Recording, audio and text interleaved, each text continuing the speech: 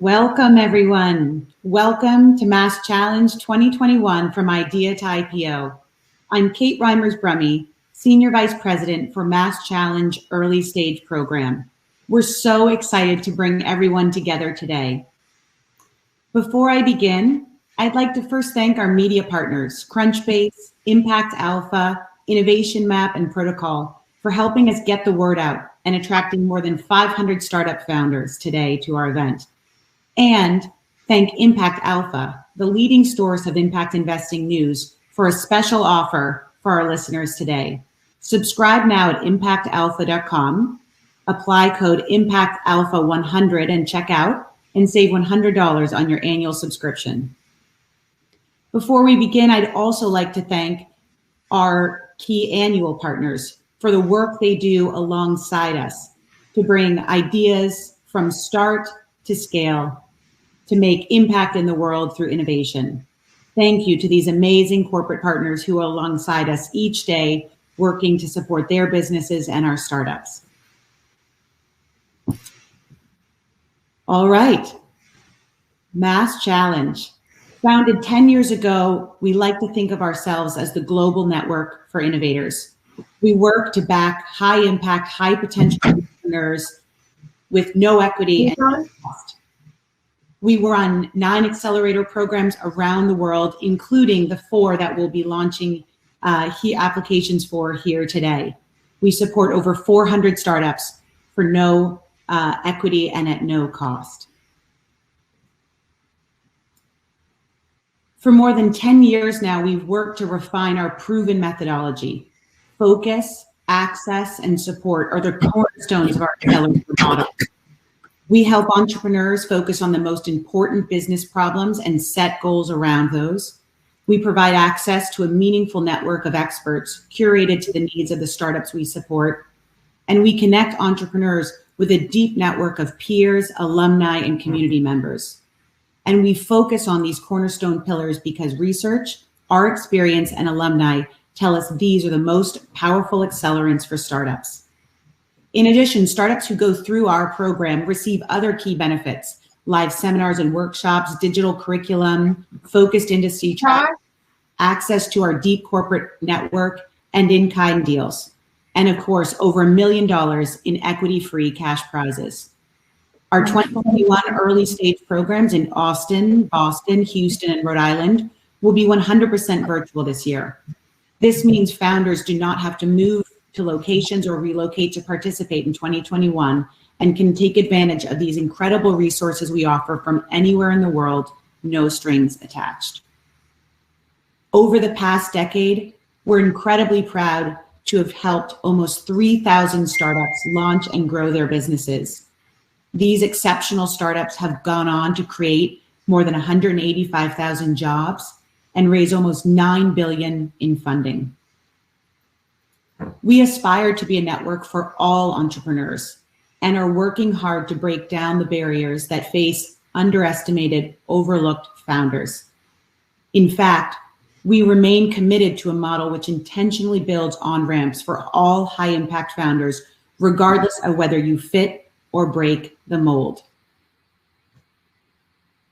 I encourage you also to read a note from our CEO, Siobhan DeLay, regarding the work we're doing to break down the racist and biased barriers that exist in the world for non-white founders today.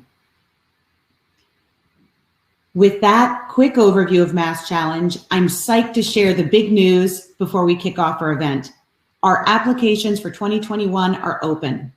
We're looking for founders who are building the solutions to some of the world's most pressing problems, from agrotech to biotech to mobility to robotics. If you're working on an idea that will radically change life as we know it, we want you to apply. Head over to masschallenge.org/apply to learn more. You can also learn more about this year's program at upcoming events here on the slide. We're also hosting Clubhouse sessions every Tuesday at 10 Central to learn more.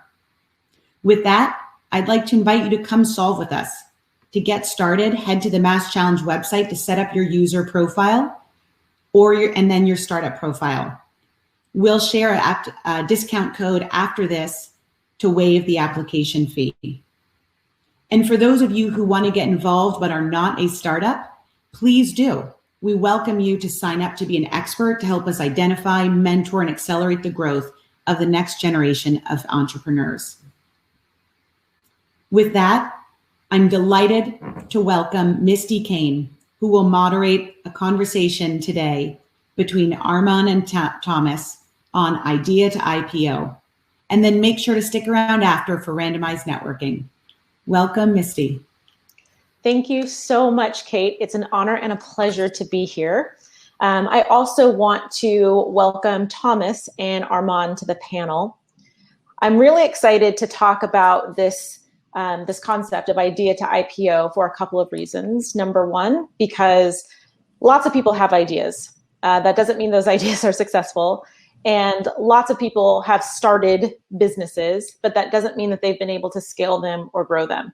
Super interesting to start a business. I think entrepreneurship is one of the most interesting things that you can do professionally. However, you guys have made it not just to starting a business, not just to scaling a business, but actually taking that business or those businesses public.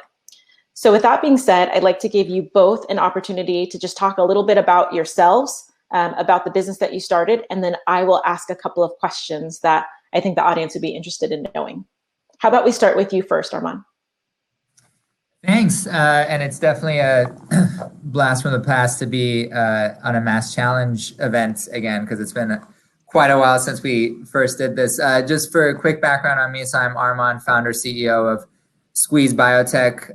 The work we do was founded out of work I was doing during my PhD at MIT, where we discovered a new way to put materials into cells. And the way this discovery works is that essentially you take cells and you run them through a small constriction at high speeds. And the way I would think about this in a scaled up sense is it's like if your cell was a sumo wrestler and you were shooting it through a hula hoop at the speed of sound. So it is a very quick process at those small scales. And I mean, while it sounds like an entertaining thing to do, the scientific motive behind this was always that you can now actually deliver material into cells and start to engineer their functions. And if you think about the world of drugs and therapeutics that we live in, most of our therapeutics right now are what you would call small molecules or biologics. So they're small, like bioactive molecules that do the job. But your cells are the fundamental building blocks of your body, and they are capable of far more sophisticated functions.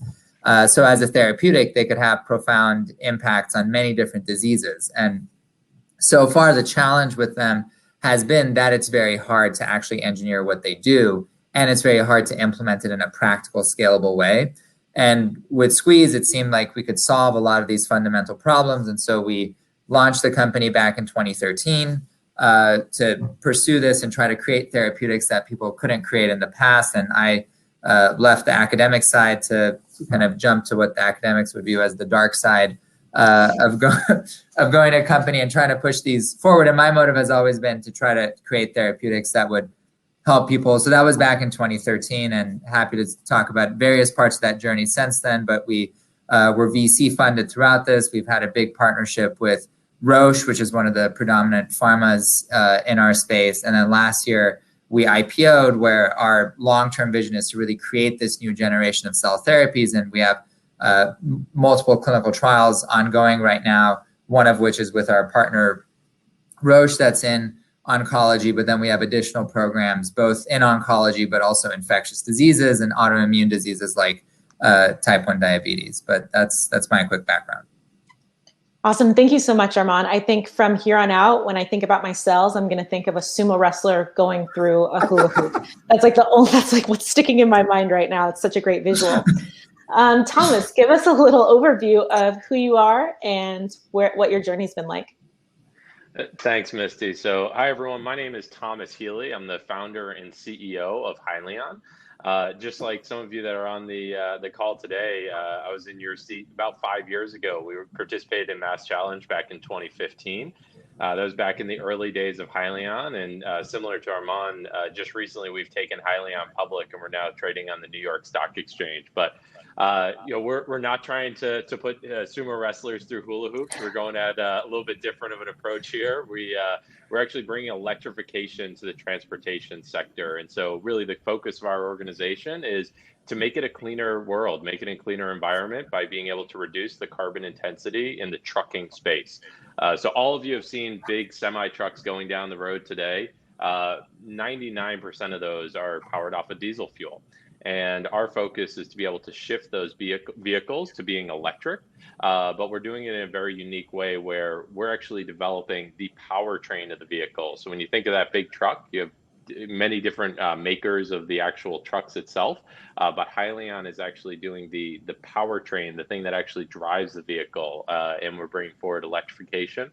And sitting here in Texas today, we're, as many of you have probably heard, we're going through an ice storm. We're having rolling blackouts, and one of the things that we set out right in the very beginning was that moving to plug-in electric semi-trucks was not the right approach for the long haul over the road space. The amount of electricity that's needed, the amount that it consumes, to take off the grid would just be too much for our infrastructure to handle. And so the approach that we're taking is we actually fuel the vehicles up with renewable fuels, whether that's renewable natural gas or hydrogen. And then we're actually able to produce electricity locally on the vehicle and use that to charge the trucks. And one of the really neat things with renewable natural gas is you can actually create a net carbon negative or below zero emissions profile for that truck. And so it's actually cleaner to now drive semi trucks potentially than it would be to have them parked. So a lot of interesting things we're working on, but really the focus is let's make this a cleaner world, and let's see if we can do it where we actually save fleets money while they're actually being able to improve the environment as well. Awesome. Thank you so much, Thomas. And that's just incredible to think about, that a semi-truck would be a cleaner vehicle than the ones that are currently on the road. That just blows my mind. What I like about both of your stories is there are so many headline, newsworthy, just incredible pieces to it. But as we know, when you're a startup founder, there are the early basement days, there are the early working out of a bedroom days. I want you guys to share one, maybe even two examples of when you were just getting started with this idea. I know, Armon, you probably didn't shoot those sumo wrestlers through hula hoops right from day one. And Thomas, you didn't bring everything down to zero emissions on day one. There had to have been some struggles along the way. And these are the things that help entrepreneurs who are coming up now. Those parts of your journey that don't make the headlines and typically aren't talked about. Let's start with you, Thomas. Is there anything that you can share when you were just getting started with this idea that did not go well in the early days? Yeah, so I mean, the history of Hyliion is it started out of my apartment back in Pittsburgh, Pennsylvania, and it was very much what you would think of as a startup. We had people were sleeping on my couch when we had late nights. We were actually building wiring harnesses and control modules in my apartment. Thankfully, the apartment complex didn't know we were doing this because I probably would have been kicked out if they did. But Nice. it was one of these situations where we had a shop that was no heat, no air conditioning. They actually used to build locomotives there. We had that shop that we would go to during the day and actually wrench on semi trucks and try to make them electric. And then we would go to my apartment afterwards and do everything that we needed to on a computer because we actually had Wi-Fi there. We didn't have Wi-Fi in our shop. But I think, what was really interesting for us is that it's so motivating. You can bring people together. You can get people all set on one vision. And while it's work conditions that people would think we're kind of crazy. You're working till 3 a.m. You're working next to kerosene heaters because that's all we had at that point. People were so motivated to actually go make this a reality and make it happen. And now we've been able to progress to being a public company. So you don't need to start with all the glitz and glam. You just need to start with actually making progress and proving out your concept. Perfect. Armon, what about you? Yeah, I mean, I think definitely had the people sleeping on couches at the tiny apartment phase with all of this too. And for us, I mean, we started out of an academic lab. So in the early days, our meetings would happen in the cafeteria for the main cancer research building. At one point, the head of the institute walked by and was like, Armon, I'm gonna have to start charging you rent if you guys keep doing your meetings here. We're like, no, we get it. we'll get our shit together soon.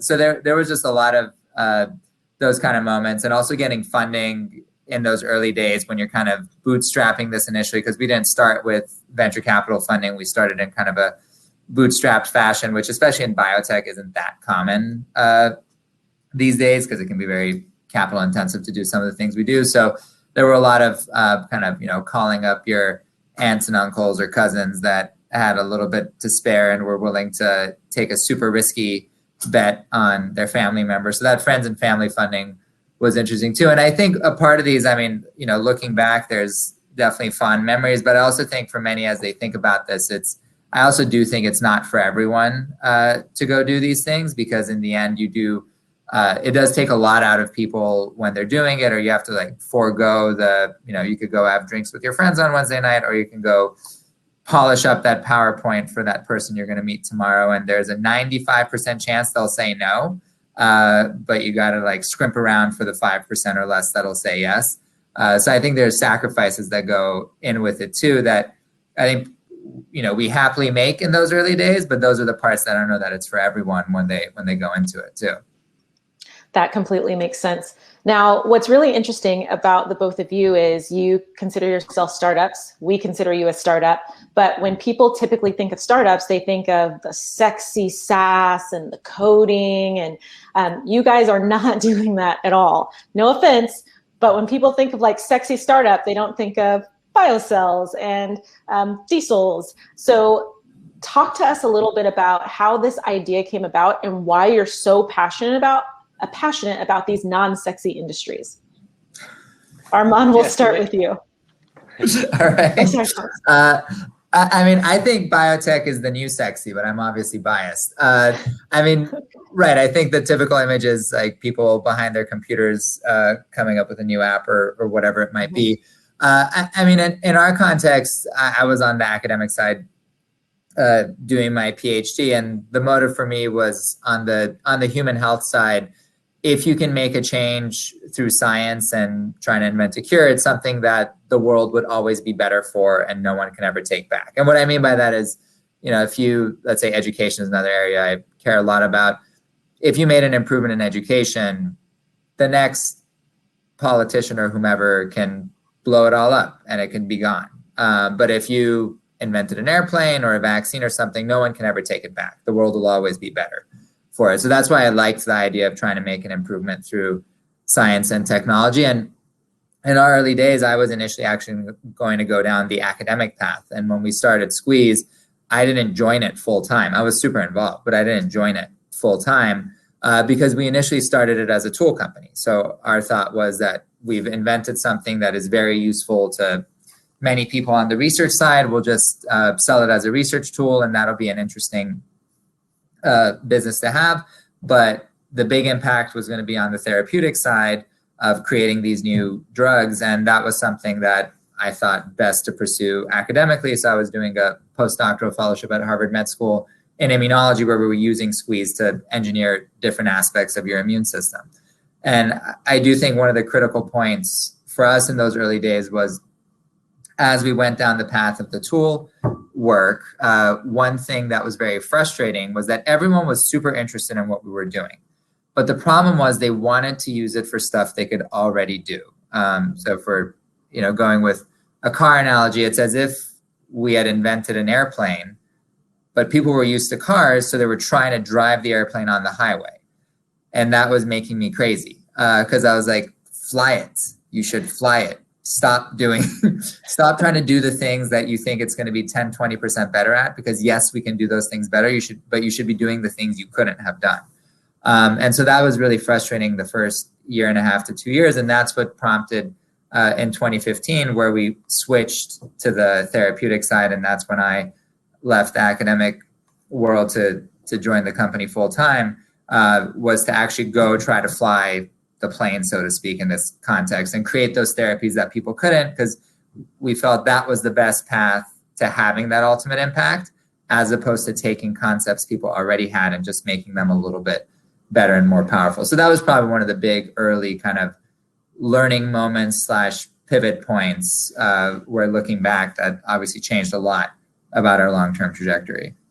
That's incredible. I like the takeaway. There's a lot of talk about having product market fit. And when you put something in the market and you're supposed to let the consumer say what they want to do with it, and you're saying, no, I've built something that could be completely innovative and change the way we're doing things, that we haven't done it in this way before. So you follow me as opposed to the other way around.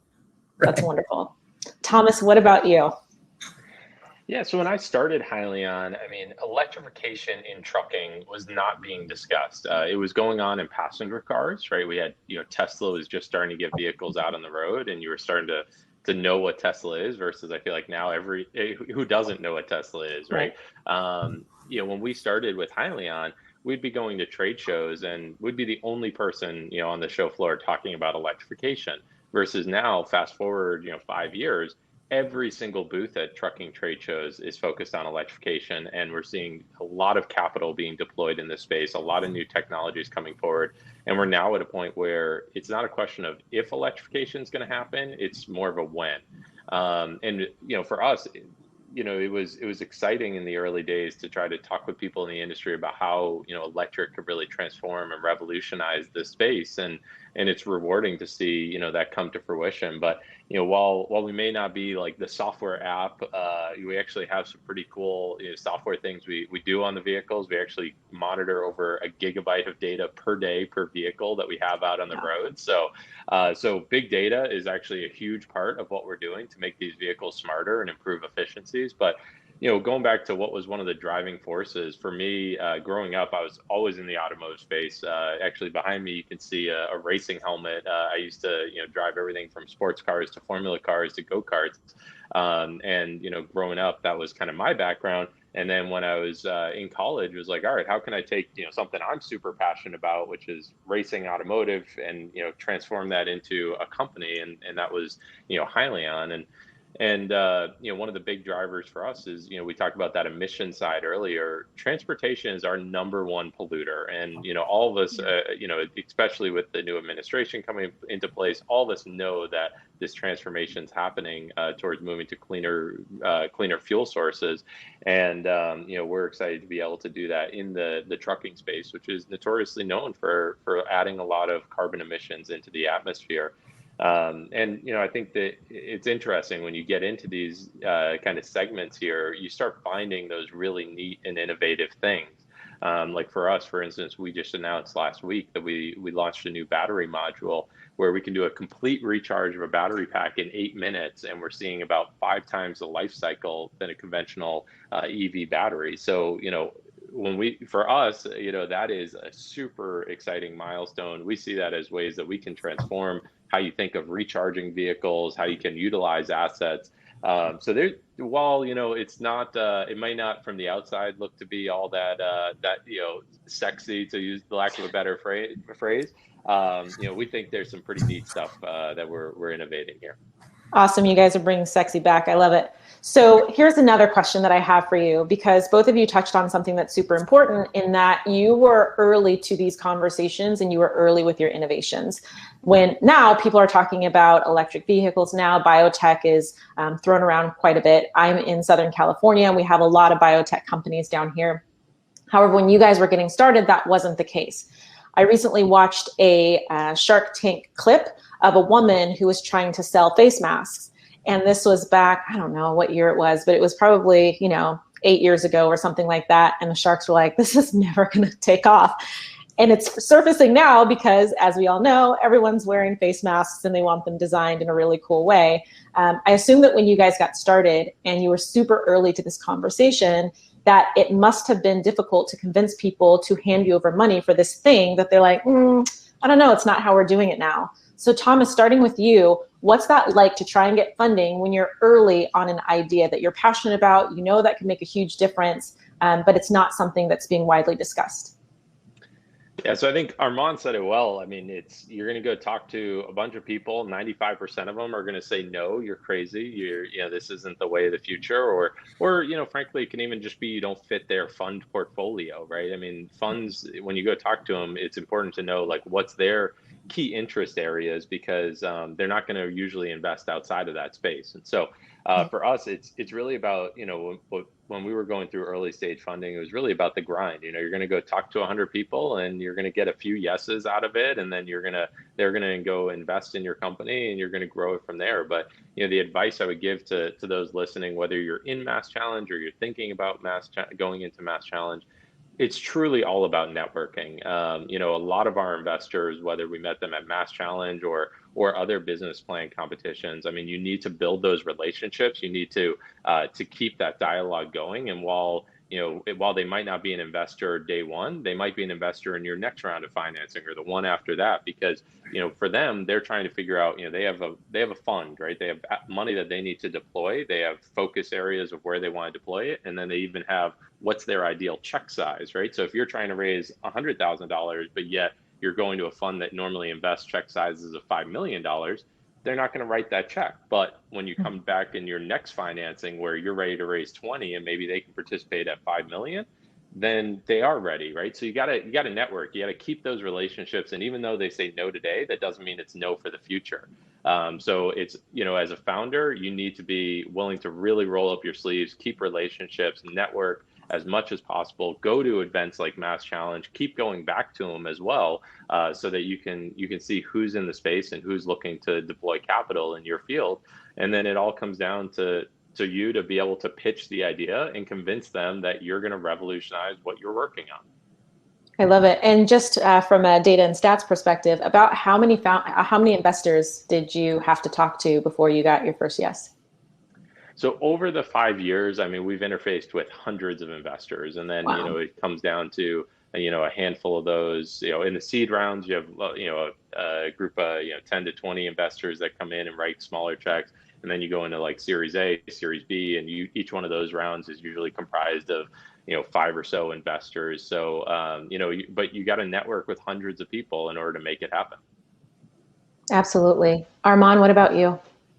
I think Thomas stole most of the good stuff. I totally agree. It's definitely a grind you go through, and you never know from that first meeting who's going to ultimately come in or who's really going to matter. Or Thomas might be better at reading that than I am. But there's been meetings that I've walked into that I'm like, okay, this one probably not going to be the one, but then they end up being like a lead for something. It's really hard to read with them. And so the only other things I would add to what Thomas was saying with this, I think it's always a tough situation because you're either doing something new that the field doesn't fully believe in yet, and that conservatism is what holds them back, or you're doing something they're already doing, in which case they're wondering, how are you different? I mean, I think in both of our cases, it was more the former than the latter, but there's kind of no winning with that. There is no easy path to it because you're either so different that they're wondering, why are you separating from the herd and what's wrong with you?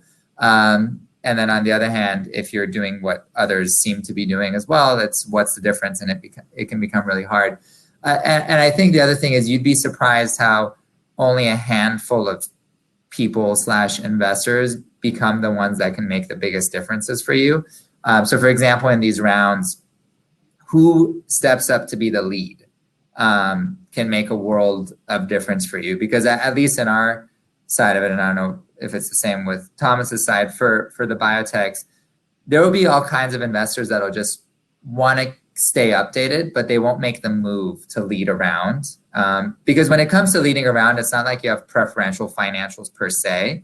You get to set the terms, but everybody gets the same terms. So the only real advantage is that you might get the board seat, or you might get to put in more money than the second biggest investor. And if you're one of these big investment funds, you're always going to get the call. So you kind of have no reason to ever say yes initially, because you're like, I'm going to let them, keep making progress. I don't need to decide. And I know that when someone puts down a term sheet to lead it, I'm definitely going to get the call, and I'll get to be in it anyway. So that's where those handful can make a difference. The ones that get really excited about what you're doing and take that extra jump of like, okay, I'll lead the round and like put a term sheet, or I'll do this partnering deal with my big organization. And then those end up making the biggest differences for you down the line, I think. Perfect. So maybe go ahead, Armon, to piggyback on that. I mean, one of my advisors back early on, gave me advice. He said, with investors, it's all about fear and greed, right? It's the fear of missing out. It's FOMO, right? Basically. And then it's the greed of, well, if I'm going to do this, I should invest more so that I own more of this company, right? So you need to play off of those two things. You need to, as you're going out and talking to investors, you don't go in and say, hey, I just spoke to 99 other people. You're my 100th, and are you going to be the one? No, because obviously they're going to pass, right? There's no fear of missing out there. But if you've got, hey, I've got 10 other people that are interested in this, and you can potentially participate, then that's the fear of missing outside. But then it needs to become a desire of, I want to be a larger part of this, because it's that greed side of, I want to own a larger stake in this company because I believe that this company is going to be worth a lot in the future because it's going to have a huge impact. So fear and greed, that's the two things you need to think totally about. Agree. Nice. So takeaways: network a ton and spark fear and greed in people. That's awesome. Everybody write that down.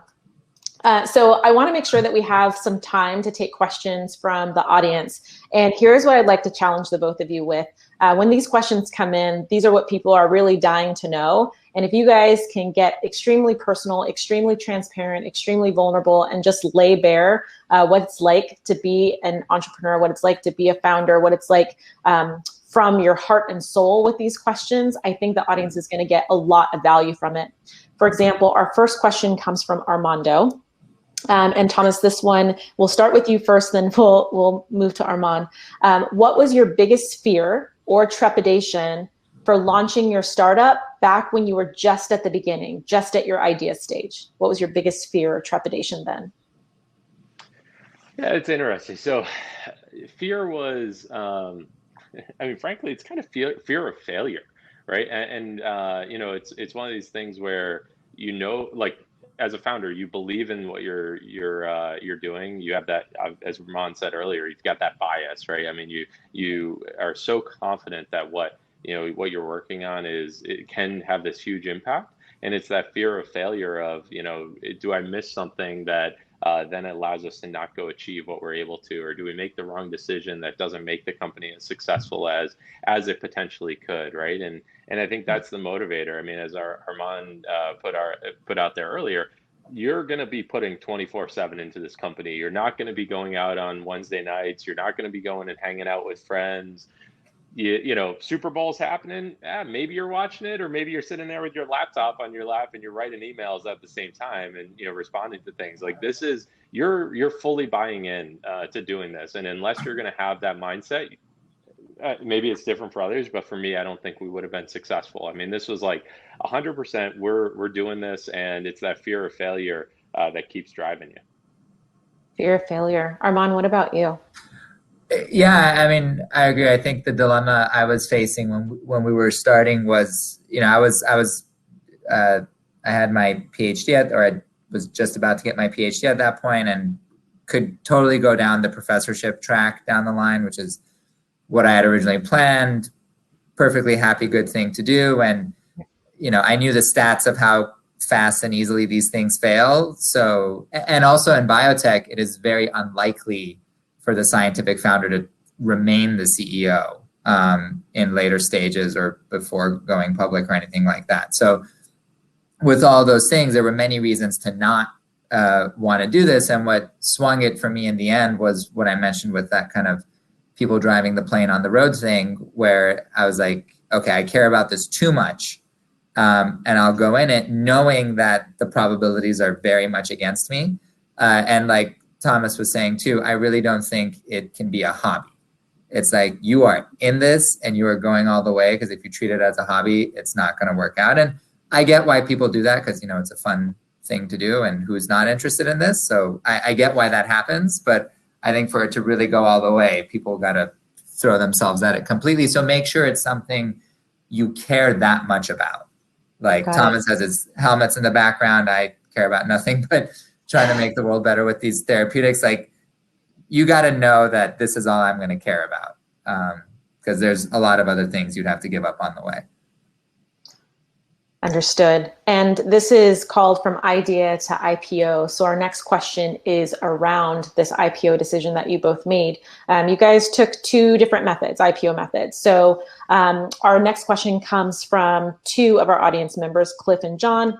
And they're basically saying they want to know more about your decision choosing your IPO method. They noticed that Squeeze took a normal IPO while Hyliion went public via SPAC. What are the pros and cons of each, and what are the operational challenges leading up to it and after, for example, like SEC reporting? I guess I can quickly go on that. Yeah, I think from what I could tell, I mean, we went the normal IPO route, but from what I could tell, they're both great options. What I'll say about the normal IPO route is, the main motivation in the end to go public is an access to capital element, because after a certain stage, it's hard to sustain what you're doing through the VC models, and there's a much broader pool that you can access on the public side, and it kind of resets the time horizon in a weird way, because for the VCs, some of them have been in us for 5-6 years, and they start to want to think, okay, how do we recoup our investment? We're happy with how everything's going, but how do we realize that return? Whereas with the public folks, you're just getting started. So it kind of refreshes the time horizon. So those are the motives. As far as the mechanics, I feel like there's definitely pros and cons to both. We would have done either. Like, I don't think we were married to, we got to do it this way, or we got to go the SPAC route. I think you kind of do the mechanics of filings and audits and all of that. That stuff's not the most complicated. I think the dance of convincing all the current investors as well as potential new investors and board members, et cetera, that this is the right thing to do in the right time and to go for it is important, because it actually has a common thread of that fear of failure that Thomas was mentioning. So these various parties will have that fear of failure if it doesn't go well, because on the private side, it's very unclear what's going on if you want it to be unclear. But on the public side, it's open kimono once a quarter. And some people don't like that. So I think in the end, it wasn't that complicated. And with you meet a hell of a lot of investors. I think one thing that might be different is that it's a lot of speed dating with the traditional IPO path. So you got to be able to get it across in 1 or 2 meetings, and that's it. And these people are sometimes literally seeing 50 to 100 other companies in a week. SPACs, I think you have time for that deeper engagement, which I could see having its advantages. I'll stop there. I don't know what Thomas would add there. And Armon, just a quick follow-up before Thomas gets started. Is there anything that pushed you, like the one thing that pushed you away from SPAC, or was it just? No, it was totally open. We could have gone either way. I think SPAC is more of a kind of personalized. Like if you get approached by a SPAC, or a group that's doing a SPAC that you think would be a good fit, like that is what can make that quicker and catalyze it. But absent that, we were like, well, we'll just do the normal route. So we didn't really pursue it per se, but if the opportunity was there, we would have just as easily considered going that way. Nice. Thomas, what about you? What was the decision like? Yeah, maybe just starting at kind of what are the differences between the two, right? So an IPO process is really you're taking your organization and you're bringing a new company public, versus SPAC is you're taking what's a holding company that's already this publicly traded company that has money in trust, and you're merging with that publicly traded company to then you take over being that public company. So like for us, we merged with Tortoise Acquisition Corp, which was already a publicly traded organization. They had 235 million in trust. We merged with them. We took over those funds, and we took over being that publicly traded company. So a little bit different, just mechanics of how you get there. Once both companies are public, after that, it's all the same SEC reporting. It's no different as far as I'm aware. But I think for us, what pushed us going down the SPAC path is we just saw it as a more efficient process, both from the discussions with investors to actually raising the funds. We saw speed, efficiency through the process. So for us, we met with Tortoise. They dove into due diligence, a lot of due diligence, like many of the companies are used to of private rounds. And then we constituted the agreement that we were going to merge together, and we set the value with them, which is different than how the IPO process goes. I'll let Armon speak to that, but we negotiated the terms with Tortoise, and then what happened is we took that and then we went to a bunch of investors and we said, hey, we're doing this deal to take Hyliion public, to take over Tortoise Acquisition Corp.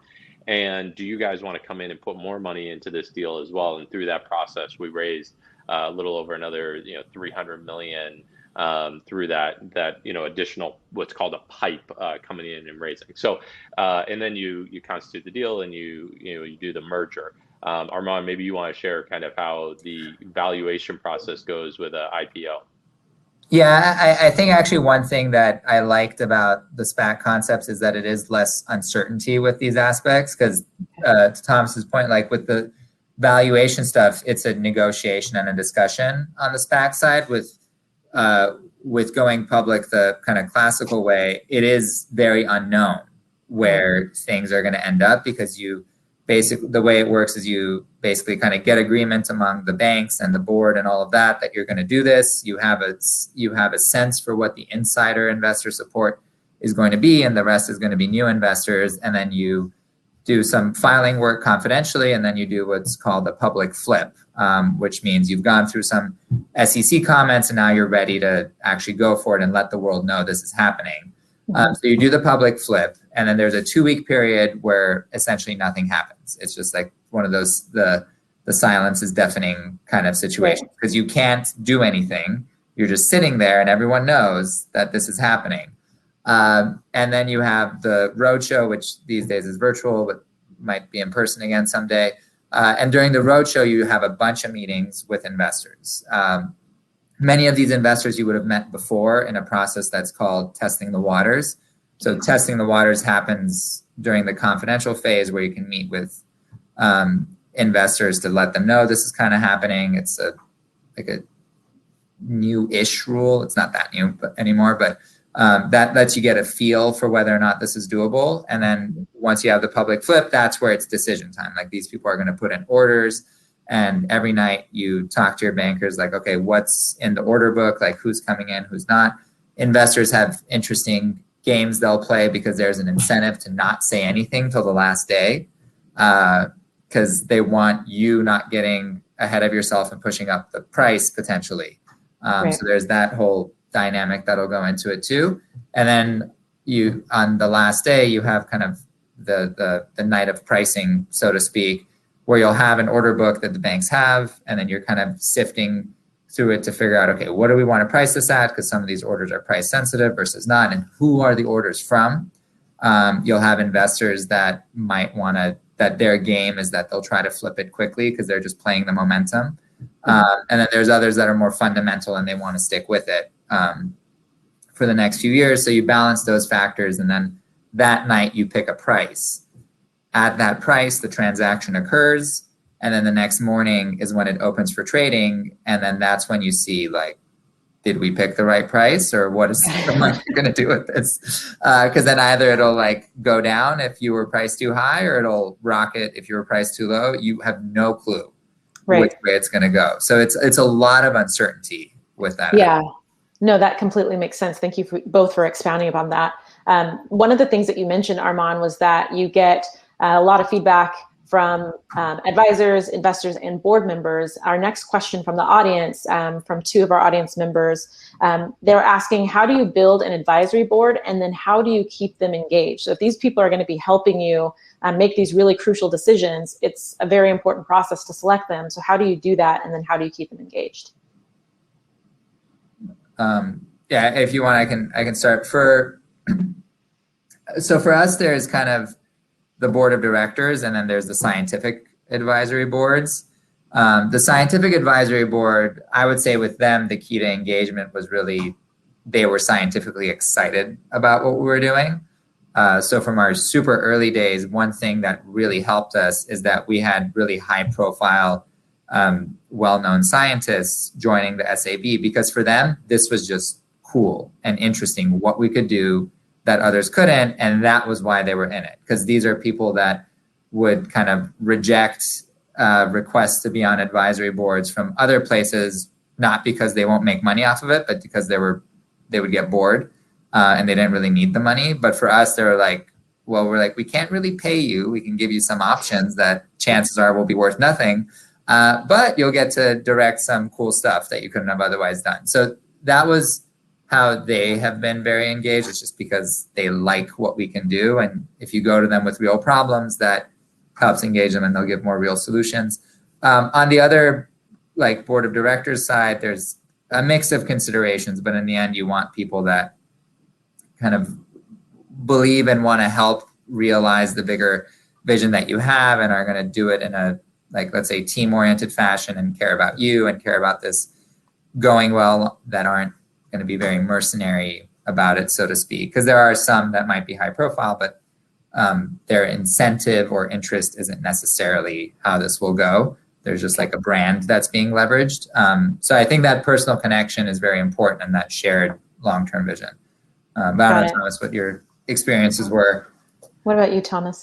Yeah, so our board was put together of a lot of people who had invested in our company, right? So usually every time you go raise another round of financing, then people want to take board seats. And then when that happens, usually, some of your earlier board members come off the board to make space for your new investors coming in. So, so one advice is your board is there to assist you, right? I mean, that's why you have a board of directors. And the only way that your board can really assist you is if they understand your organization at a decent enough level, right? So if it's just every quarter they just come in and have no interaction with the company otherwise, how much advice can they really give you if they don't know what's actually going on? So you need to find that mix of, giving the board enough information so that they can give true advice on what steps we need to take, but not pulling them into the weeds, because then you get into a situation where everyone can't see the forest from the trees around you, kind of a deal, right? So you need to use that board as they can see the forest, they can see all the dynamics, and as a CEO, you need to play that mix in between of, you need to be able to get into the forest with your team and see the trees, but you need to be able to step back and look at it from afar with your board and make the right decisions. So I think it's about finding investors that ultimately become board members that believe in your vision and are there to support you to make it happen and can give you advice along the way. You don't want board members that don't want to have an active part of this, because ultimately they're not helping you. But you also need to find that mix of making sure that you're giving them the right level of info to give you true and strong guidance. That makes sense. And I think what you both mentioned is essentially a great takeaway from this, is that you don't want to have to keep your board engaged. Your board should be engaged. They should be interested, and they should already be active and passionate about what you're doing and willing to give you that advice. And essentially, it's a symbiotic relationship as opposed to let me continue to try and pull you back in. So talking about the board level, now if we are looking at this from a hierarchy, organizational structure, next in line would be co-founders. So how did you find your co-founders? I've been told that finding a co-founder is like getting married. And so you want to make sure you find the right partner. So how did you guys find your entrepreneurial soulmates? Thomas, we'll start with you. Sure. So back when I was founding it, when I was in a master's program at Carnegie Mellon studying engineering, I found classmates that I could pull in, and actually the initial group of people at Hyliion, I think we set it up as like a kind of a summer summer job or internship, or however you want to think about it. I mean, it wasn't really an internship, it was kind of diving in, but it was finding people that had the similar passions and were willing to kind of dive in. And for me, that was easy to find people in college. Now that obviously changes as you go, and I think one of the things that's important for all founders to keep a close pulse on is your team is going to change throughout the journey here. And for us, we're seeing that even as we go in IPO, right? You have people that are really strong fits for the stage of the organization you're at, but when you make that next leap forward, you need people that have different skill sets, different experience, and you need to be able to grow and evolve your team as you go through that process. The perfect person to be the person that's there with you day one is not necessarily the perfect person to be there for the IPO, or maybe they're still there, they're just in a different role, or maybe they've evolved with the company as well, right? But I think for founders, it's important to make sure that you're equipping yourself with the strongest team around you possible to go achieve things. And, for me, especially going through this IPO process, it's about, let's bring in personnel who have public company experience, right? Let's bring in people who have been there, done it before, and aren't learning on the job. They're bringing in past experiences and helping accelerate what we're doing. And that's proven to be really successful for us. And and if anyone's been following Hyliion, you've seen just recently we've been growing the team a lot. We just had a new CFO start last week. Just to use that as an example, someone that has north of 20 years of public company experience, she comes in and she hits the ground running, right? She's not learning on the job, and that's a huge advantage. That makes sense. Armon, what about you? I love how Thomas brought up the people that you start with won't necessarily be the ones that keep carrying you through. And I do think that is actually what was one of the hardest parts for me was being okay with that. Because in our seats, like me and Thomas, you need to be able to learn and adapt super quickly to kind of keep up with things and the rest to go through. And not everyone can do that, or not everyone wants to do that. It goes back to it's Wednesday evening. Do you want to go hang out with your friends, or do you want to go suffer for an extra 5-6 hours? And so that's a part that can be really sad sometimes, where the people that got you there aren't the ones that can take it to the next level. And some of them will evolve into something else within the organization, and they're happy there and everyone's good, or others, will end up leaving because they miss what the early days could be, or couldn't kind of catch up to where it needed to go. So that is one of the hardest parts that I at least didn't fully believe until we went through it, because I was told that would happen. I'm like, yeah, these guys can make it. But they won't all get there. So I think that is one of the hard parts. And for the early founding days, it was like Thomas said, everybody you freaking know that you think is good, you will bug and try to drag into this. So it was my classmates or people that were also postdocs with me in immunology. And for them, it's all about belief, so to speak, that they'll come in at the time, because you are definitely a risky proposition for their career in those early settings, but they'll do it because they like what it could be too, and they're excited about what you can do together. So I would grasp at every straw you can. And that's where some of the best people in the long term end up being too. But like we were saying, not everyone will get there in the end either. That makes sense. For people, we're almost at time here. So for people who are interested in connecting with either of you, what is the one place that they might be able to do that? What would be your best contact? For me, my email or LinkedIn, probably. Okay. And you're Armon on LinkedIn as well? Just your first and last name? Yeah. Perfect. And Thomas, what about you? Yeah, same thing. You find me on LinkedIn, and then if you want to know more about Hyliion, our website is hyliion.com. We've got a lot of things out there, both about from the investor side of things to the product side of things, and you can also reach out to contact us on there as well. Wonderful. And I, again, Misti Cain, founder of Whyzze. If you'd like to connect with me, I'm also on LinkedIn, first and last name, Misti Cain. Or you can find me on most social platforms at Hey Misti Cain. To Thomas and Armon, this has been such a pleasure. I greatly appreciate the time that you guys took and all of the wisdom that you shared, as well as the incredible visuals that I won't be able to get out of my head for the next few days. So right now, what I'm going to do is turn it back over to the MassChallenge team and Kate. Thanks, guys. Thanks. A huge thank you to Misti, Armon, and Thomas for a fascinating conversation. You covered sumo wrestlers, Justin Timberlake, fear, greed, working Super Bowls, and SPACs, and more. And thank you, Armon, Thomas, for personal and candid reflections on what it really takes to lead a startup from IPO from idea to IPO.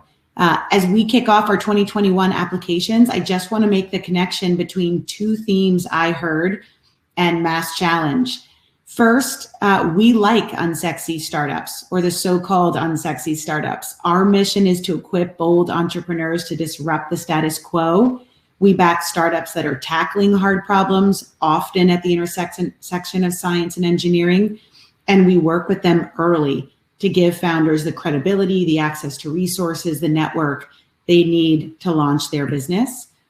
And then the second is we take no equity so that we can, in fact, work with the highest impact, highest potential entrepreneurs, regardless of whether you're going to bootstrap like Armon at the beginning and take that hard path, or whether you're going to go faster to venture. We work with both of those founders. So thank you all for joining us. Thank you to the audience. We hope many of you will consider applying to MassChallenge. We look forward to sharing more about the program in follow-up communications.